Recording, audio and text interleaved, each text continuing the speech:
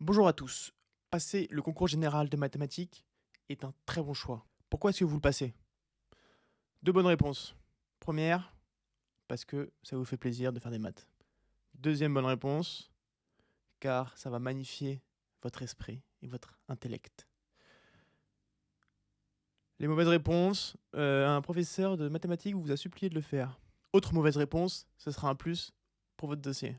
Dans tous les cas, c'est un très bon choix. Le concours général s'adresse aux élèves de spécialité mathématiques. On va corriger le problème numéro 1 du concours général de 2021. Ce concours général est composé de 3 parties. On va uniquement corriger la première partie. C'est un exercice sur les suites. Dans cet exercice, on considère l'ensemble noté S des suites UN avec des n uniquement positifs.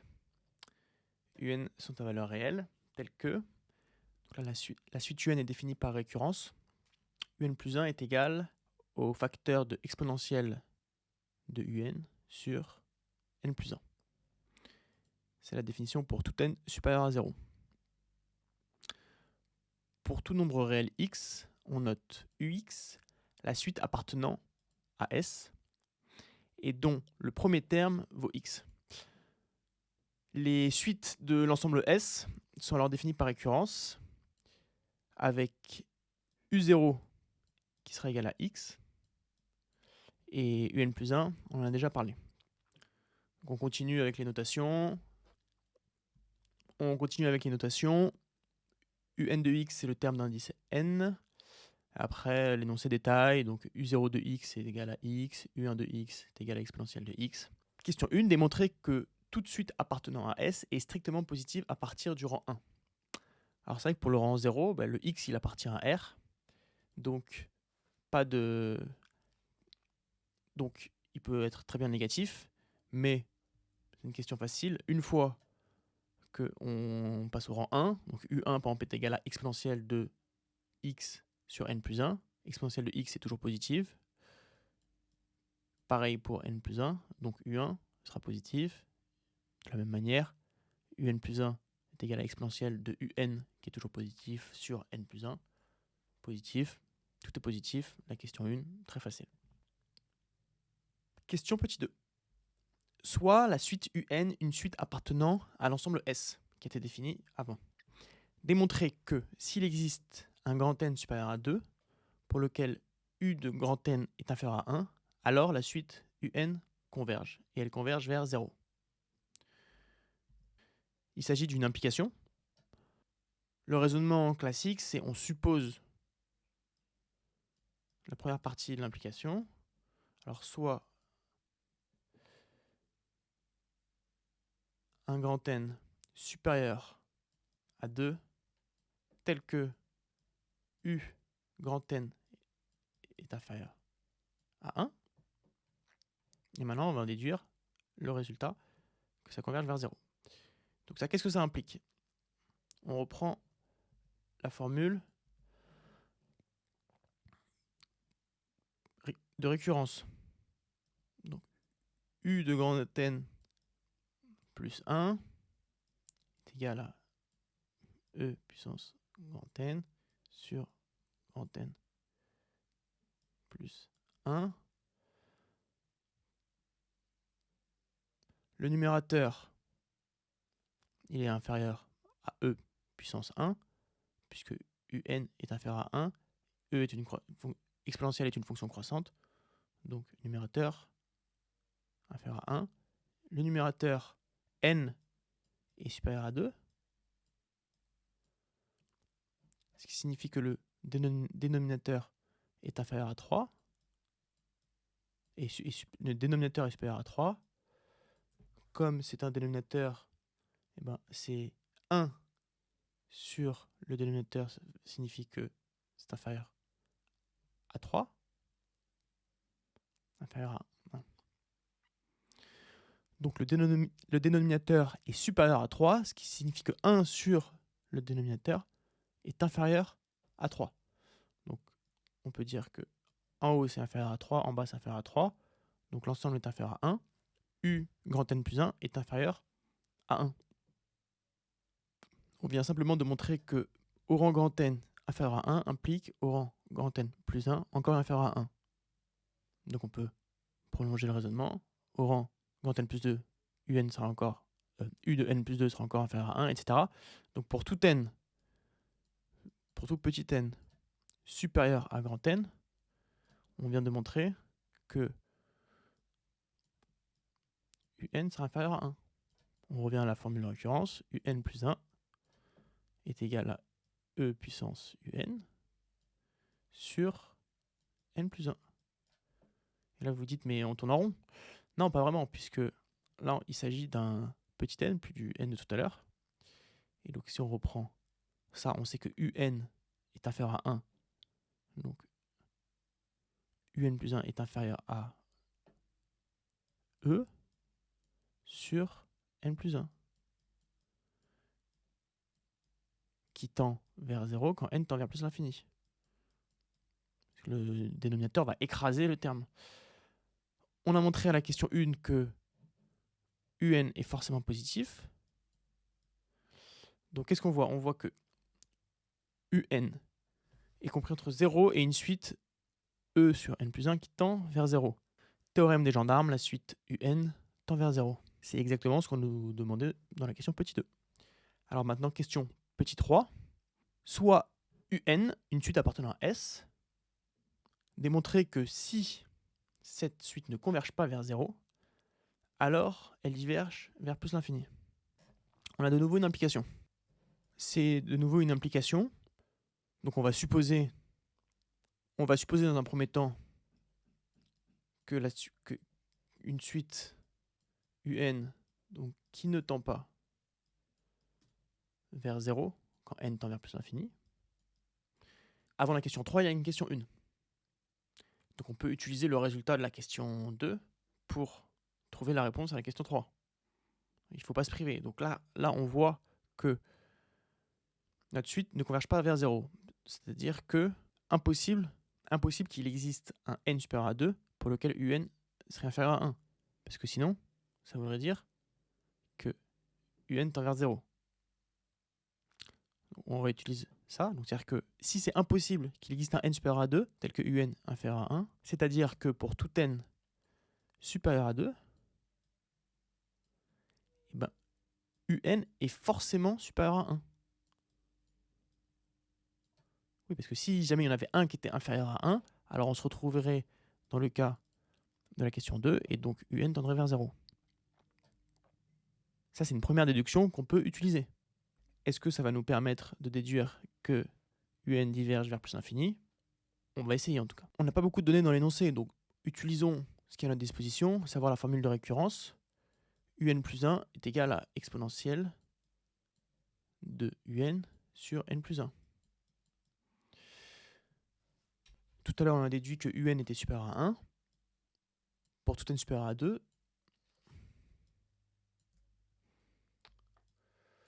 tout à l'heure, on a déduit que UN était supérieur à 1. Donc UN plus 1 est aussi supérieur à 1. Donc qu'est-ce qu'on a? On a en réalité exponentielle de UN sur UN plus 1 qui est supérieur à 1. Et ça, c'est équivalent à, en multipliant des deux côtés par N plus 1, équivalent à exponentielle de UN supérieur à N plus 1. On peut par exemple passer au logarithme. Logarithme, fonction croissante sur R plus, étoile. Donc UN est supérieur à ln de N plus 1. Qui tend vers plus l'infini quand N tend vers plus l'infini. Et donc par comparaison, on en déduit que UN tend aussi vers plus l'infini. On vient de répondre à la question 3. On a supposé une suite UN qui ne tendait pas vers 0. Et alors, on en a déduit que UN tend vers plus l'infini. Et finalement, ça nous donne une information supplémentaire. C'est pas posé dans la question, mais ça veut dire que pour toute suite de S, c'est-à-dire toute suite qui suit la récurrence de l'énoncé, soit elle tend vers 0, et si elle tend pas vers 0, elle tend vers plus l'infini. C'est-à-dire que c'est pas possible qu'il y ait une suite qui ne converge pas, ou qu'il y ait une suite qui tende vers 3. Et ça va nous aider dans la suite du problème. Suite du problème. Ci-dessous, on note E0, l'ensemble des réels x pour lesquels la suite ux converge vers 0. C'est-à-dire que x, il appartient à E0. Ça implique que U0 égale à x, ok, et UN tende vers 0.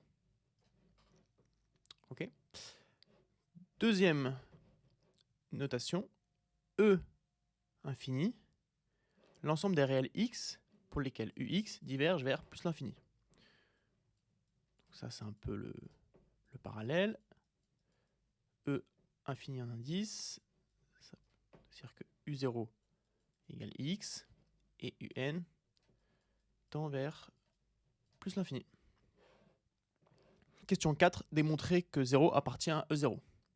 C'est-à-dire U0 égale 0 implique UN tend vers 0. Donc là, on ne sait pas vraiment dans quoi on navigue. Donc on peut déjà, comme il n'y a pas beaucoup de données dans l'énoncé, on peut simplement essayer de calculer U0, U1, U2, et on y verra peut-être un peu plus clair. U0 donné dans l'énoncé. U1, on utilise la formule de récurrence, exponentielle de U0, c'est-à-dire exponentielle de 0, qui est égale à 1, sur 1. Donc, U1 est égal à 1. Bon, pas d'information particulière. U2, exponentielle de U1, sur 2. Exponentielle de U1, c'est exponentielle de 1, sur 2. Et d'ailleurs, donc c'est à peu près égal à E, c'est 2,7 sur 2, 2,7 divisé par 2. Vous avez droit à une calculatrice, hein, mais bon, de tête, à peu près égal à 1,35. U3 égale exponentielle de U2 sur 3. C'est égal, si on demande à la calculatrice, à 1,30. À peu près. On remarque quelque chose de particulier. U3 inférieur à U2. C'est une décroissance. Et on se rappelle que nous, on doit montrer que UN tend vers 0. Et là, on se rappelle la question 2. C'est qu'une manière de savoir que UN tend vers 0, c'est qu'il existe un UN inférieur à 1 pour n supérieur à 2. Si jamais, par exemple, on trouve U4 inférieur à 1, alors on pourra en déduire que UN tend vers 0.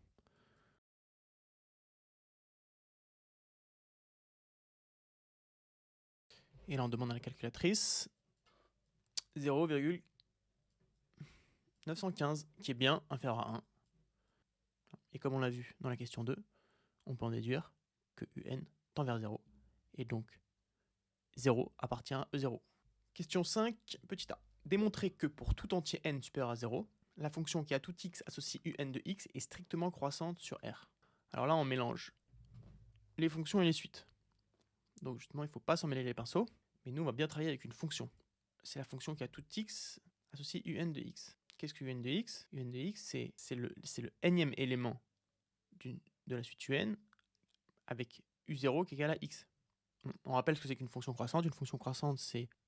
on prend au hasard deux réels a et b avec a strictement inférieur à b. Et là, on est censé en déduire que f de a inférieur à f de b. Donc nous, dans notre cas, on va en déduire que un de a inférieur à un de B. Je pense qu'on va procéder par récurrence, tout simplement. Et on va voir là où ça nous mène. Hn, c'est sur la fonction est-ce qu'elle est croissante. Donc savoir si un de A, on va supposer, donc notre hypothèse c'est un de A strictement inférieur à un de B. Est-ce que c'est vrai pour H0? Donc U0 de A, c'est égal à A. U0 de B est égal à B. Et on a bien supposé A inférieur à B, strictement. Et donc H1, H0 est vrai. En supposant Hn vrai, est-ce que ça implique Hn plus 1 vrai? Essayons avec la formule de récurrence. Donc un plus 1 de A, c'est égal à facteur de exponentielle un de A sur n plus 1. D'accord? Un de B, idem. Là, on a simplement explicité la formule de récurrence. Est-ce qu'on peut trouver une relation entre ces deux égalités? Oui, car exponentielle est une fonction strictement croissante. Exponentielle de UA est strictement inférieure à exponentielle de un de B. D'accord? Car on a supposé que un de A était strictement inférieur à un de B. Et ça, il suffit de multiplier à droite et à gauche par n plus 1. Ça ne modifie pas l'inégalité. Donc d'un côté, on a un plus 1 de A, de l'autre côté, on a un plus 1 de B. Et on en déduit donc que Hn plus 1 est vrai. Et par récurrence, Hn est vrai. C'est-à-dire que un de A inférieur à un de B. Et donc, notre fonction est bien strictement croissante. Question 5, petit b. En déduire que si x est un élément de E0, alors l'intervalle moins l'infini x fermé est inclus dans E0. Ça, c'est un peu de topologie. On va faire appel aux intervalles, aux ensembles. Topologie, c'est un bien grand mot, mais c'est pour dire ça, c'est pour dire simplement qu'on va manipuler des intervalles. Encore une fois, là, on a affaire à une implication. Donc si x est un élément de 0, donc on va le supposer, comme ce qu'on a vu dans les questions 2 et 3. Donc, soit x. Que signifie l'intervalle moins l'infini x fermé inclus dans E0? C'est-à-dire que tout élément de cet intervalle appartient à E0. Donc il suffit de prendre un élément quelconque et d'en déduire qu'il appartient bien à E0. C'est exactement ce qu'on va faire. On va choisir y, une variable qu'on n'a pas encore utilisée. Donc on suppose, donc on dit pour tout y appartenant à notre intervalle, on va essayer de déduire qu'il appartient bien à E0. E0, c'est l'ensemble des premières valeurs des un telles que un converge. Donc on prend U0 égale Y et on va essayer de montrer que UN tend vers 0. Y inférieur à X. Avant la question B, il y a une question A.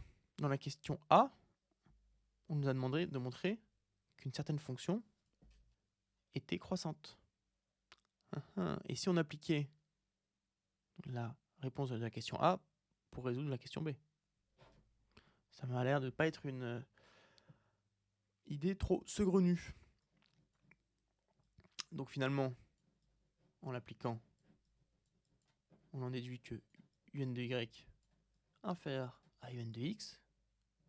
On sait que un de x tend vers 0 parce que x appartient à E0 et inférieur à 0, c'est dans la question 1. Par encadrement, théorème des gendarmes, appelez ça comme vous voulez. Un de y tend vers 0 quand n tend vers plus l'infini. On en conclut que y appartenait bien à U0, à E0. Nous, on voulait Hein, et donc tout élément de l'intervalle moins l'infini x appartient bien à E0. Donc cet intervalle est inclus dans E0. On a répondu à la question 5, petit b. Question 6, petit a. Démontrer que la fonction x qui a tout x associé exponentielle moins x fois x plus 1 est strictement positive sur l'intervalle 2 plus l'infini. Je vous propose, pour qu'on se facilite un peu la vie, qu'on nomme cette fonction f. Voilà, comme elle est un peu longue, on ne va pas la réécrire à chaque fois. Donc on nous donne une formule d'une fonction, et on nous demande sur un intervalle de montrer qu'elle est strictement positive. Bon. Là, on veut connaître son signe. Qui dit signe dit, vous avez vu ça en cours en spécialité maths, dit, suspense, roulement de tambour. Tableau de signes. Comment on obtient un tableau de signes? Notamment avec des tableaux de variation. Donc, il faut dériver, il faut factoriser, on va voir. Bon, là, est-ce qu'on peut factoriser? Non. Donc, on va commencer par dériver. Pour tout x, on rappelle qu'on travaille sur l'intervalle 2 plus l'infini. Fermé. Donc, pour tout x supérieur ou égal à 2, f' de x est égal exponentielle, rien ne change. Donc, exponentielle reste exponentielle quand on la dérive. Moins, donc là c'est x carré moins 1. Donc c'est moins 2x moins 1. Est-ce qu'on peut connaître son signe maintenant? Est-ce qu'on peut connaître le signe d'f'? Difficilement, donc on va pas s'arrêter en si bon chemin. Je vous propose qu'on redérive. J'espère que vous acceptez. En tout cas, maintenant, exponentielle de x moins 2, c'est égal à la dérivée seconde de x. Est-ce que là, la dérivée seconde est positive? Exponentielle est toujours croissante, donc x supérieur à 2 implique exponentielle de 2 inférieure à exponentielle de x. On soustrait à droite et à gauche par 2. À gauche, ceci c'est positif. Donc, on en déduit que exponentielle de x moins 2 est positive. Donc, f seconde de x est toujours positif pour x supérieur à 2. Bon, là on peut tracer le tableau de variation.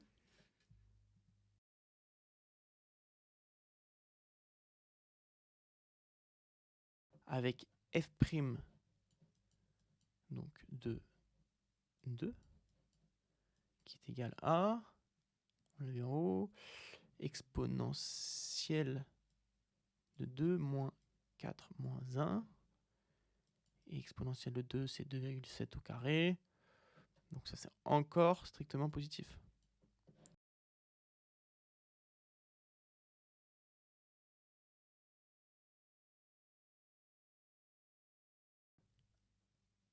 « 1 moins 0, f de 0, donc c'est égal à exponentielle de 0 moins 0 en facteur fois 0 plus 1. Et donc f de 0 est égal à 1.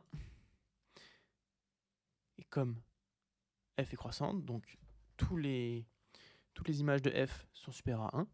Et donc f est strictement positif. On vient de montrer la réponse à la question 6. Question 6, petit b. Soit UN, une suite appartenant à S. Donc on rappelle les suites appartenant à S, c'est simplement les suites avec lesquelles on travaille depuis le début. Donc qui respectent la relation de récurrence UN plus 1 égale exponentielle de n sur n plus 1. Donc c'est une suite avec laquelle on a l'habitude de travailler maintenant. Démontrer que s'il existe un rang n supérieur à 1 pour lequel UN supérieur à n plus 1, alors UN diverge vers 0. De nouveau, on doit démontrer une implication. Donc on ne change pas de méthode. On va supposer un n strictement supérieur à 1, tel que UN soit supérieur à n plus 1. Alors on va voir que la suite UN tend vers plus l'infini.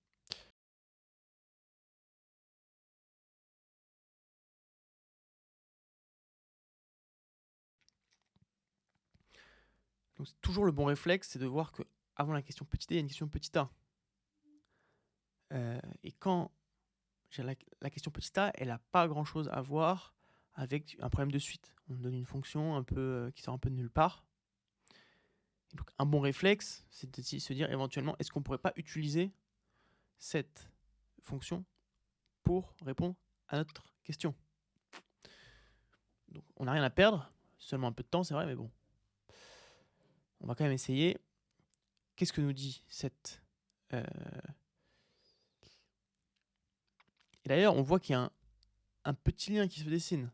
C'est-à-dire que un supérieur à n plus 1 pour n supérieur à 1, c'est-à-dire que un supérieur à 2, forcément. Et ça nous évoque encore plus cet intervalle de définition de la fonction f qui va de 2 à plus l'infini. Donc on peut essayer d'appliquer un à f, en sachant que un est forcément supérieur à 2, et strictement positive. On développe un avec un plus 1 en facteur, strictement positive. On rééquilibre un peu l'inégalité. Donc e de un supérieur strictement à u de n fois u de n plus 1. Et on ne perd pas de vue que un suit une récurrence, à savoir un plus 1 est égal à exponentielle de un sur un. Il faut essayer d'utiliser un maximum les données du problème. C'est vrai que maintenant, ça commence à faire beaucoup de données, mais il ne faut pas perdre le nord. On essaie quand même de montrer que un tend vers plus l'infini, donc on va essayer de faire augmenter les indices. En faisant passer le un au dénominateur, qu'est-ce qu'on obtient? U indice n plus 1 est supérieur à 1 plus un. Qu'est-ce qu'on a supposé? Parce qu'on rappelle que là, on essaie de montrer une implication. Au début, on a supposé que un était supérieur à n plus 1. On réinjecte ce résultat dans notre inégalité. Et donc ici, on a n plus 2. un plus 1 est strictement supérieur à n plus 2. C'est toute une formule de récurrence, puisqu'à chaque fois, on montre que si cette inégalité est vraie pour le terme n, alors elle l'est pour le terme n plus 1. Et donc finalement, par récurrence, c'est vrai pour tous les termes. Donc pour tous les termes, attention, c'est pas fini, hein. Pour tous les termes, on a un supérieur à, en tout cas pour tout n supérieur à notre indice là, grand N, pour tout n, on a un supérieur à n plus 1. Comme n plus 1 tend vers plus l'infini quand n tend vers plus l'infini, on en déduit, par comparaison, que un tend vers plus l'infini. Et qu'est-ce qu'on devait démontrer déjà? Que un tendait vers plus l'infini. On a répondu à la question 6, petit b. C'est démontrer que 1 appartient à E infini. Donc en fait, on veut montrer que U0 égale 1, UN tend vers plus l'infini. Ça rappelle étrangement la question B. Ça serait quand même un heureux hasard que la question B nous serve pour la question C. Bien sûr, c'est de l'ironie. Donc évidemment, il faut utiliser la question B. Il suffit de trouver simplement un indice n qui respecte UN supérieur à n plus 1. Et dans ce cas-là, alors UN tendra vers 0. Donc il faut calculer U1, U2, d'accord, U3, etc. Et dès que vous trouverez un UN qui respecte la condition, alors ça sera gagné. Je vais vous laisser le faire. C'est simplement un peu de calcul et d'utiliser la calculatrice sans faire trop d'erreurs. Mais là, on connaît le résultat. On sait que ça doit tendre vers plus infini. Donc on sait que UN à un moment sera supérieur à n plus 1. Question 7. Montrer que si x un élément de E infini, alors l'intervalle x fermé plus l'infini est inclus dans E infini. C'est un peu la question parallèle à la question 5b, mais dans l'autre sens. Donc, on va y répondre exactement de la même manière. On suppose un élément de x qui appartiendrait à E infini. L'intervalle x plus infini est inclus dans E infini. Ça voudrait dire que pour tout élément de cet intervalle, alors cet élément appartient à E infini. Donc on va montrer que y, on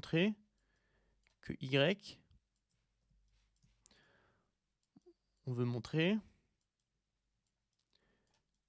que y appartient à E infini. Donc on veut montrer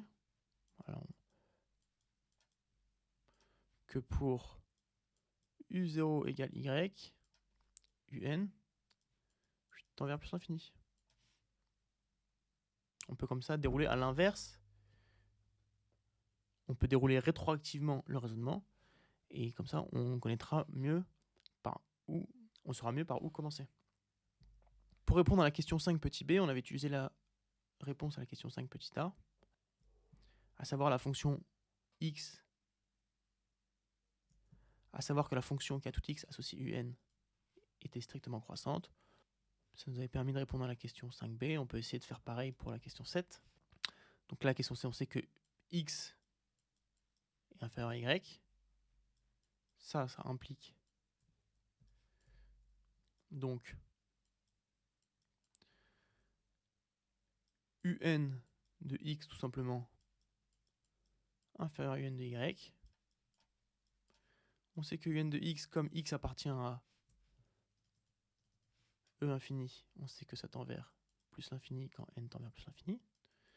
Et donc par comparaison, tout simplement, on en déduit que un de y tend vers plus l'infini. Et donc y appartient E infini. Donc on en déduit que x plus l'infini est inclus dans E infini.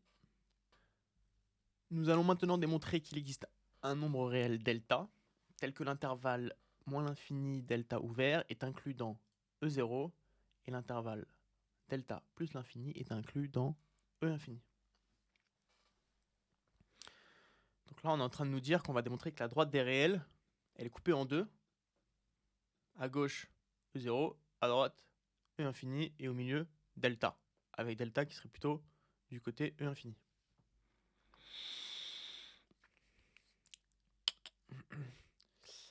Petit 8. On définit de suite AN et BN de la façon suivante. Tout d'abord, on pose A0 égale 0. On a vu que 0 appartenait à E0. Et B0 égale 1. 1 appartient à E infini. Donc là, on prend deux éléments qui appartiennent aux deux ensembles différents. Puis, pour tout n supérieur à 0, on va définir par récurrence donc AN, à savoir AN plus 1 égale la moitié de AN plus 1 égale la moyenne de AN et BN, c'est-à-dire AN plus 1 égale AN plus BN sur 2. BN plus 1 est égal à BN. Et ça, c'est dans le cas où la moyenne AN et BN, donc AN plus BN sur 2, appartient à E0. Donc, dans l'autre cas, donc si jamais la moyenne n'appartient pas à E0, alors on fait l'inverse. AN plus 1 il sera égal à lui-même, au rang précédent, donc AN plus 1 sera égal à AN, et BN plus 1 est égal à AN plus BN sur 2. À savoir que 1, c'est égal à B0, et 0, c'est égal à A0. Ce qu'on cherche, in fine, c'est de connaître cette valeur de delta. Donc cette valeur de delta, en réalité, comme ce qui a été sous-entendu dans l'énoncé, elle se situe entre les éléments de E0 et les éléments de E infini. Ici, ça c'est delta. Tout ce qui est supérieur à delta, ce sera l'ensemble E infini. Tout ce qui est inférieur à delta, c'est l'ensemble E0. Ce qui va se passer dans cette partie, c'est par construction, on va essayer de se rapprocher de ce delta.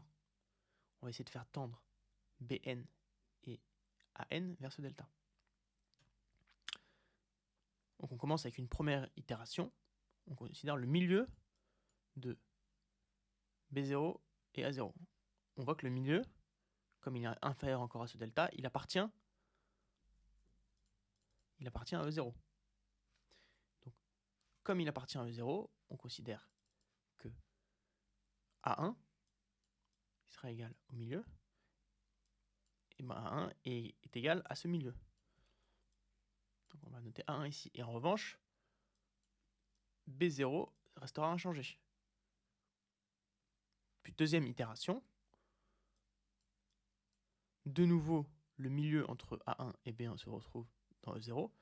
Donc ce milieu-là, on va l'appeler, il s'appelle A2. Et B1, ce sera égal à B2. Puis dans un troisième cas, le milieu va se retrouver cette fois-ci dans E infini. Le milieu entre B2 et A2. Et donc, cette fois-ci, A2 va rester inchangé, donc ce sera A3, inchangé. En revanche, B3, ce sera le milieu entre A2 et A3. Et ainsi de suite. Et grâce à cette méthode, qui, petite parenthèse, s'appelle une dichotomie, on va couper, la hauteur à chaque fois en deux. Et grâce à cette méthode, progressivement, on va s'approcher de la valeur qui nous intéresse, à savoir ce delta. Compris? De toute façon, ça va être détaillé. Ça, on n'a pas besoin de le comprendre, mais en tout cas, le visualiser, ça permet de savoir où on va et où on navigue. Question petit a, démontrer que les suites AN et BN sont convergentes et ont une même limite. Convergentes, dans un premier temps, on verra si on réussit à montrer qu'elles ont la même limite. AN plus 1 est égal à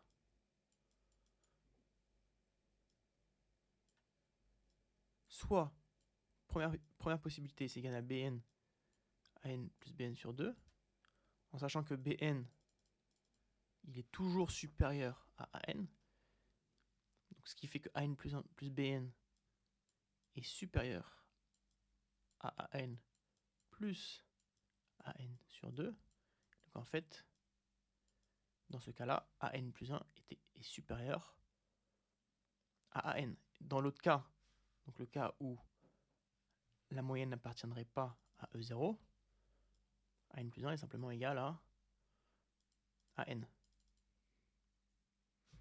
Dans les deux cas, AN plus 1 supérieur à AN. Donc on en déduit que AN est une suite croissante.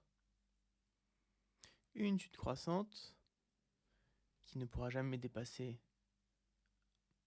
1. Elle ne pourra jamais aller au-delà de 1, puisqu'à chaque fois, elle augmente simplement de sa moyenne avec Bn. Donc une suite croissante qui est majorée, c'est une suite convergente. Donc AN inférieur à 1, on déduit que AN converge. De la même manière, on montre que Bn est décroissante, Bn minorée par 0, et donc Bn est convergente. Là, on a affaire à deux suites AN et Bn qui sont convergentes. On va simplement calculer la différence entre AN et BN, et on va montrer que cette différence tend vers 0. Donc AN moins BN, on va dire AN plus 1 moins BN plus 1, c'est égal, dans le cas où le milieu appartient à 0, donc AN plus 1 est égal à ce milieu-là, à la moyenne, moins BN, puisque BN plus 1 est égal à BN. Dans l'autre cas, dans le cas inverse où le milieu n'appartient pas à A0, cette fois-ci AN est inchangé, et c'est BN plus 1 qui sera égal à la moyenne de AN et BN. Donc,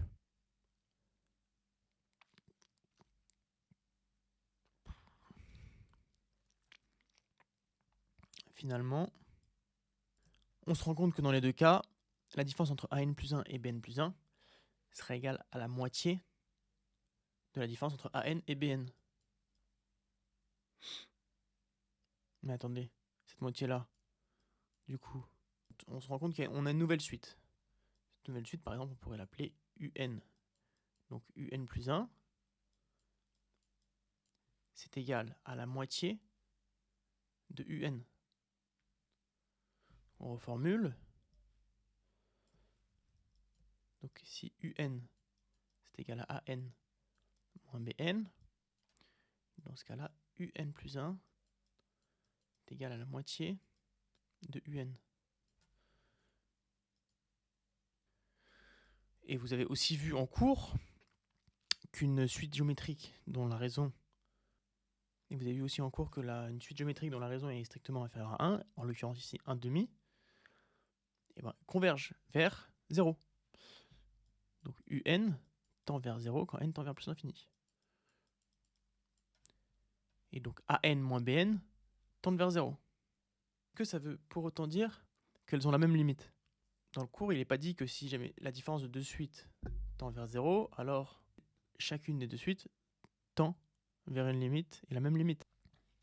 En revanche, il est dit que si jamais les deux suites ont une limite et leur différence tend vers 0, alors elles ont la même limite.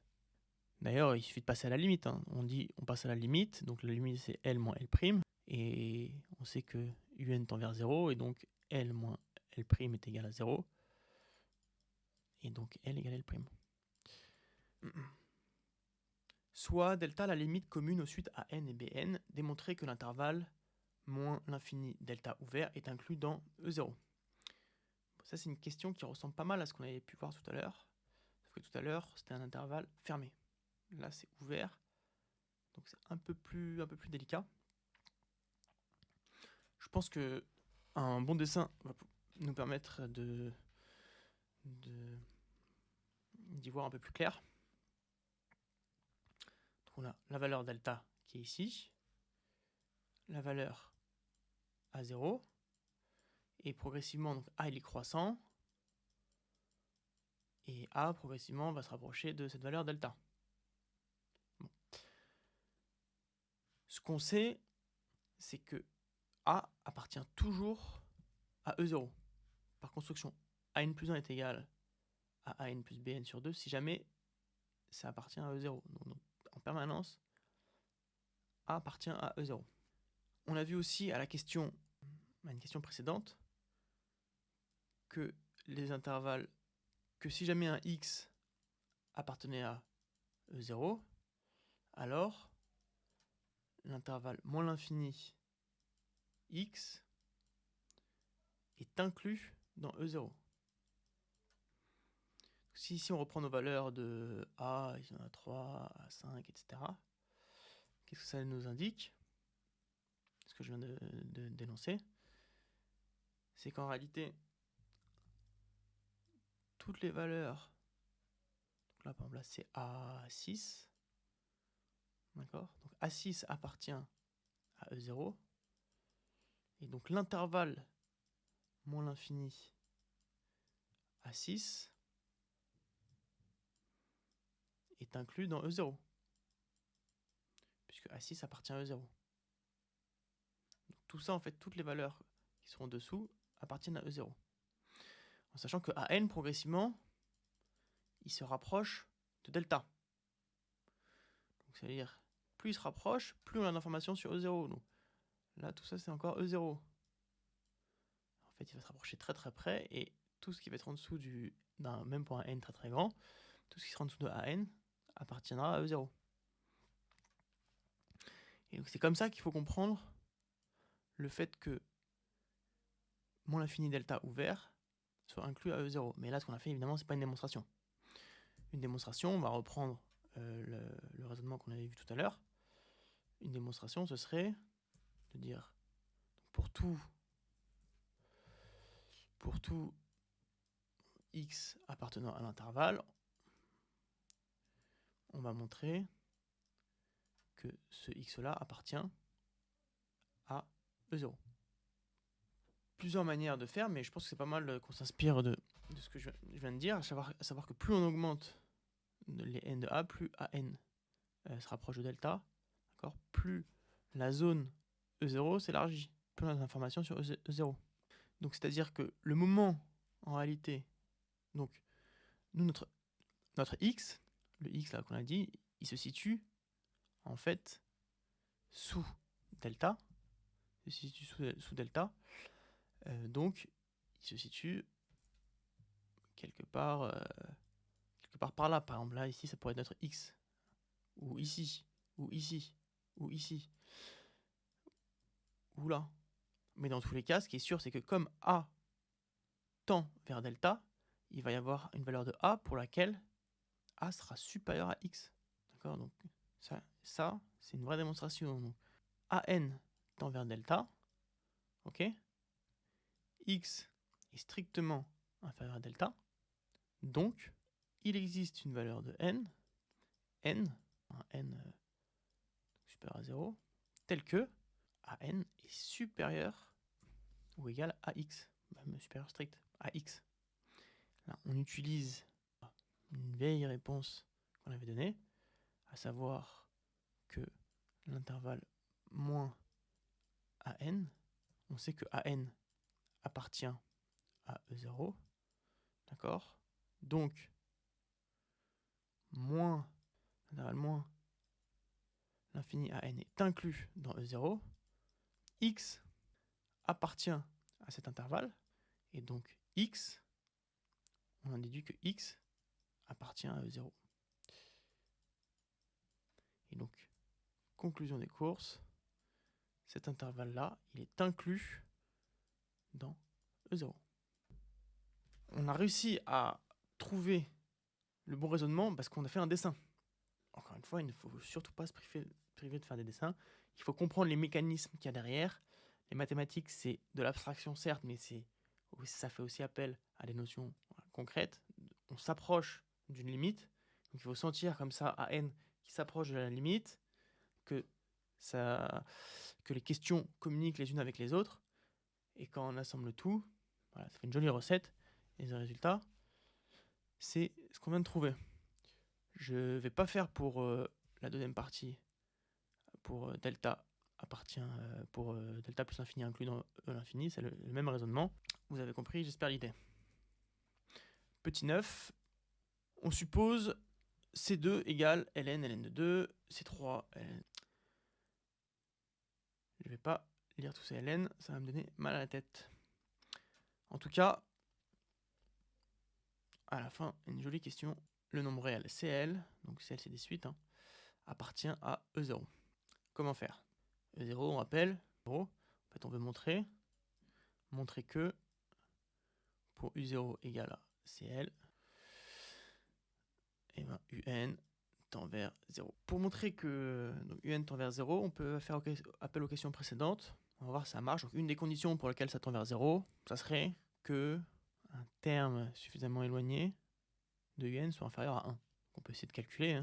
Donc par exemple, pour U0 égale C2, pour U0 égale C2,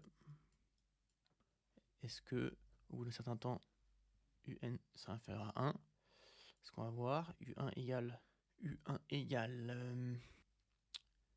donc E puissance ln de 2 sur 1, et c'est égal à ln de 2. Bon, U2 est égal à exponentielle ln de 2 sur 2, c'est égal à 2 sur 2, et c'est égal à 1, qui est inférieur ou égal à 1.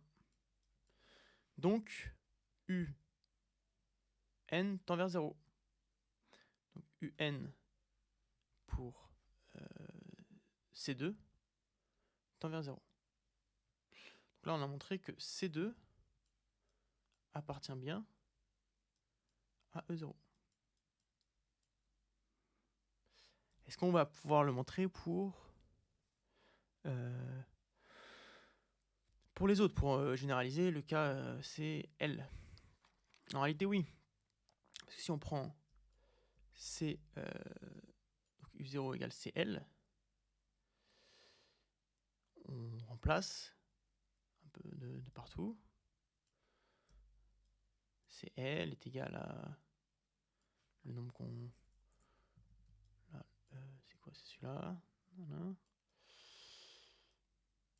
Voilà, U1. En fait, U1 est égal à 1 sur 2, enfin je vais pas tout détailler, etc. Et en fait, quand on... en fait, c'est simplement quand on arrive à UL, bon ben, UL il sera égal à 1. Voilà, il suffit de développer. Je vais pas le faire devant vous, mais en réalité, même développer, c'est pas nécessaire. Bon, attends. Et au moment où on arrive à UL, en développant, UL sera égal à 1. Ce qui est bien à faire à 1, et donc la suite UN tend vers 0 quand n tend vers plus l'infini. Et donc les CL, pour tous les CL, appartiennent à E0. Ce qui fait qu'on a répondu à la question 9. Question 10, démontrer que la suite CL converge. Une suite qui converge, on l'a vu 36 fois déjà dans ce problème.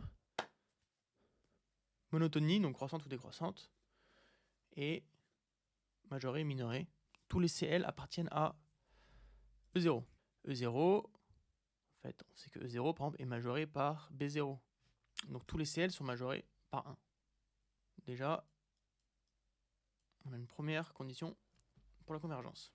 Est-ce que on a la monotonie, à savoir, est-ce que CL est croissante? Il suffit de comparer tout simplement. Comment faire? Il faut revenir à la formule de CL. Et là, il faut simplement être un peu malin. Donc la convergence, c'est CL inférieur à CL plus 1. On observe bien, avec nos grands yeux, la formule. Et après, on se lance. On rappelle L supérieur à 2. Nous, on va montrer par exemple que CL-1 inférieur à CL. Donc, il suffit de dire 1 inférieur à ln de L. Et puis, on multiplie à droite et à gauche par ln-1. ln-1, comme c'est positif, et on conserve les sens des inégalités. On applique à ln qui est une fonction croissante. On conserve toujours les inégalités. Alors, et on réitère le processus jusqu'à ce qu'on trouve à gauche CL-1 et à droite CL. Quand je dis on réitère le processus, c'est... donc ici on multiplie par L-2, à droite, à gauche, et ainsi de suite. Et on tombe sur CL. On a bien la croissance de notre suite CL. Croissance plus majoration signifie suite convergence. On a répondu à la question 10. Démontrer que delta appartient à E infini. Là, on arrive à la question 11. On a accumulé beaucoup de résultats. Et il va falloir qu'on mette un peu d'ordre là-dedans. Parce que maintenant, c'est l'aboutissement. L'aboutissement de toute la partie. Alors, delta, c'est notre limite. La limite de AN, la limite de BN. D'accord? Donc on voit bien que AN, c'est une suite de nombres appartenant à E0, Bn une suite appartenant à E infini, donc qui convergent l'une vers l'autre et qui se rencontrent en delta. Mais delta penche plutôt de quel côté? Plutôt des côtés E0, plutôt côté infini. Là on nous dit infini. Avant la question 11, il y a une question 10, il y a une question 9. Donc on va voir comment ces questions-là qui, au premier abord, n'ont pas grand-chose à voir avec l'exercice, vont pouvoir nous éclairer. Montrer que delta appartient à E infini. C'est-à-dire U0 égale delta, et UN tend vers plus l'infini. On va pas se précipiter, on va détailler un peu. Ça signifie que U1 égale...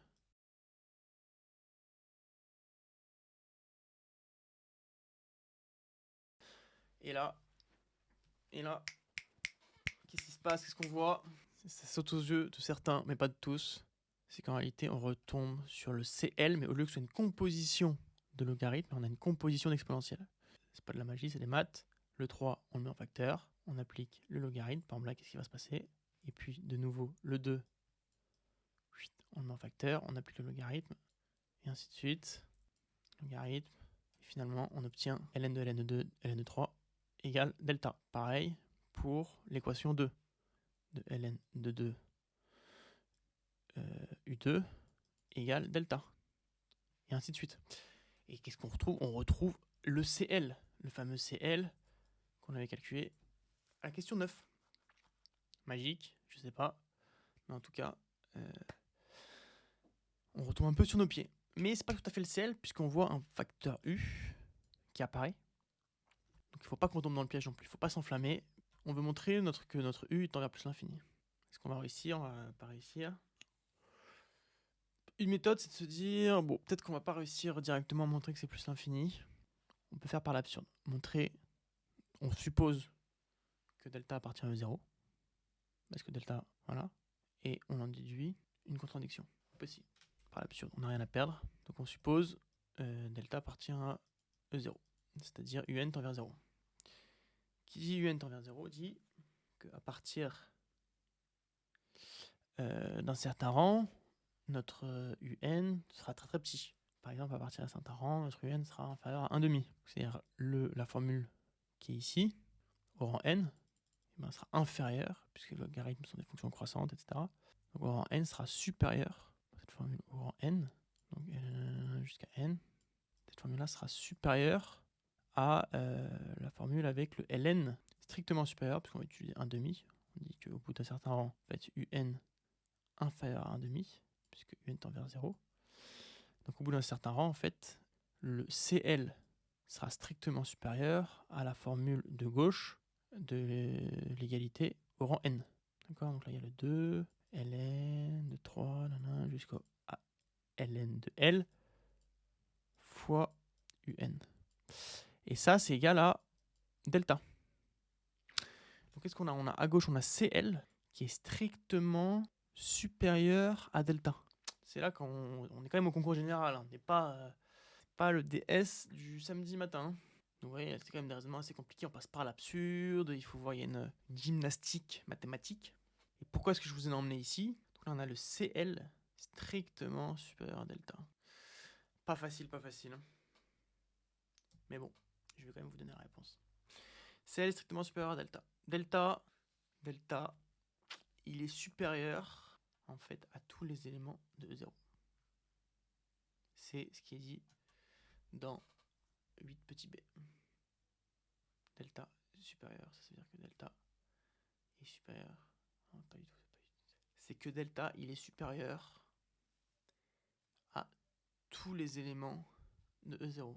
Pourquoi? Parce que si jamais il y a un élément supérieur à delta, alors il est forcément en fait dans E infini. Tout élément supérieur à delta est dans E infini. Nous, quand on a montré que le CL en fait est supérieur à delta, on vient de dire que CL appartiendrait à E infini. Or, dans la question 9, on dit que CL appartient à E0. Donc contradiction. Contradiction, et finalement, ce qu'on a supposé par l'absurde est faux. Donc ce qui est vrai, c'est delta appartient à E infini. Donc pour récapituler la question 10, qui est un peu une récapitulation générale de tout ce qu'on a fait dans ce concours, dans cette première partie du concours. Pour récapituler, on a trouvé en fait que la récurrence nous ramenait à une valeur plus ou moins de CL, d'accord, avec un facteur à l'intérieur, un facteur UL. UL, on a supposé par l'absurde qui tendait vers 0. Donc on a montré que les CL étaient inférieurs au delta. Non, les CL étaient strictement supérieurs au delta. Or, delta est forcément supérieur à tous les E0. Et comme CL, ce sont des E0, ben c'est impossible. Bon courage si vous voulez passer les concours généraux. Vous voyez que, en réalité, à part, je pense, la question 11, qui est quand même d'un niveau supérieur, en fait, qui fait appel. C'est pas techniquement supérieur, mais c'est que ça fait appel à énormément de résultats et aussi un peu de notions. Donc il faut avoir un peu d'expérience en mathématiques, je pense, pour répondre à la question 11. Ça ne répond pas aussi facilement. Mais en dehors de ça, avec un peu de persévérance, de confiance en soi, on peut arriver au bout.